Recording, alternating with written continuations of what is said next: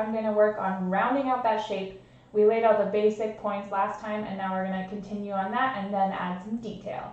So here I am in Gravit, and this is my end goal. I'm going to work toward making this cool Mario red shell. This is as far as we got last time. So I'm going to move over here. I'm holding space and moving side to side, control and scrolling in to give myself a better view. All right, so I'm going to take these pointed shapes and now I'm going to work on rounding them out to make them look a little bit more like the actual shell.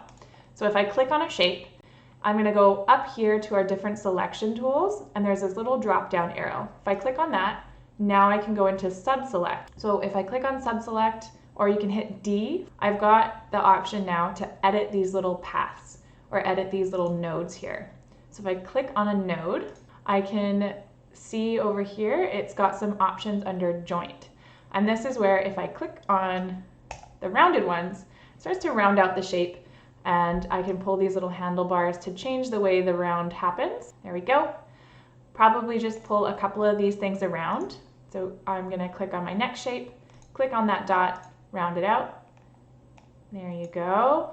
I can also click and drag out a box if I want to round out more than one. There. Okay, so here's some funniness that popped up.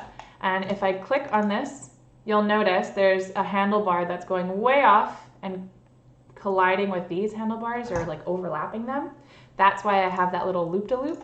So if I click on it and pull this handlebar back, just kind of tame it a little bit, relax. There, it's nice and smooth now. Grab this one, maybe round it out a little bit. And then these guys are my last two. Pull it back in.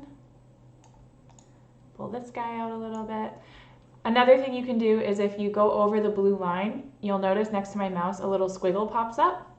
That means you've got the line. And if you click and pull, you can actually just pull that line around rather than working just with the handlebars. I'm going to keep working on rounding these shapes out.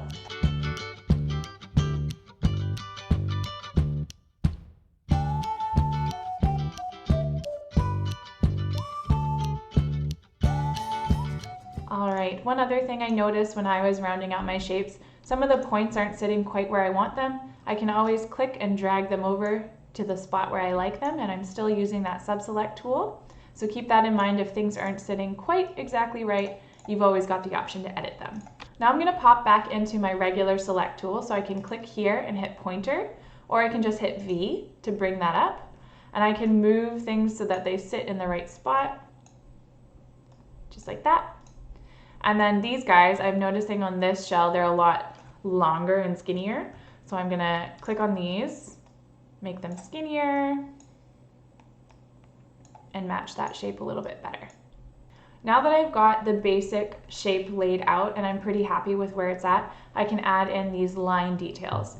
Super easy. I'm just gonna pop back into my pen tool and draw these lines in, just like this.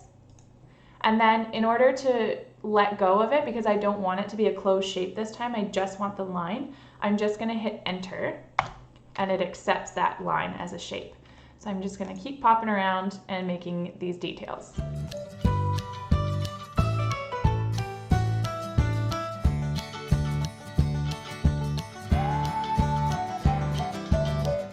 Quick reminder on how to duplicate. I don't want to draw this one again, so I'm just going to click on it, hold shift and click this last little bit here and hit Control D, and then I've got a nice copy of it and I can rotate it and make it fit this other spot here.